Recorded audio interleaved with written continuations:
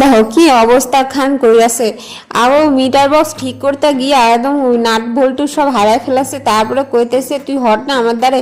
আমি করতেছি তুই পাবি না। আরে দেখো ওর ঘামে একদম শরীর থেকে চ্যাপ চ্যাপ করে জল বেরোতেছে। আমি করতেছি তোর থেকে বড় মিস্ত্রি আমি, দেখবি আমি তোর সব কিছু ঠিক করে দেবো, তা তুই পারবি না। তো ওই বলতেছে বেশি প্যাক প্যাক না কইরা বেশি যে কামের কাজটা আমি বলছি আমি কামেরই মানুষ আছি আর তুই কি অকামেরই মানুষ আছে। আমি এনে আবার নাটক করতেছিলাম যে আমার শর্ট লাগিয়ে গেছে। তো আমার ভাই বলছে বেশি নটঙ্কি করলে তোরে লাত মারে এন থেকে সরাই দিবনি। আমি করছি তুই আমরা সরাই দেখা। আর তোমাকে তো কওয়াই হয়নি, আমাকে মার্শালটা হয়ে গেছে খারাপ আর মার্শাল থেকে জল বেরোচ্ছিল না, তাই আমি আর ভাই লাগে ফুটেছিলাম। তো এই দিকে আমরা গোড়াটারে উঠাইছিলাম, এই বাইরে করছি ভাই আমার দ্বারা শক্তি উঠতেছে না, আমার শক্তিও বেরোচ্ছে না, আমি কুলটি করা মানুষ, তুই কর।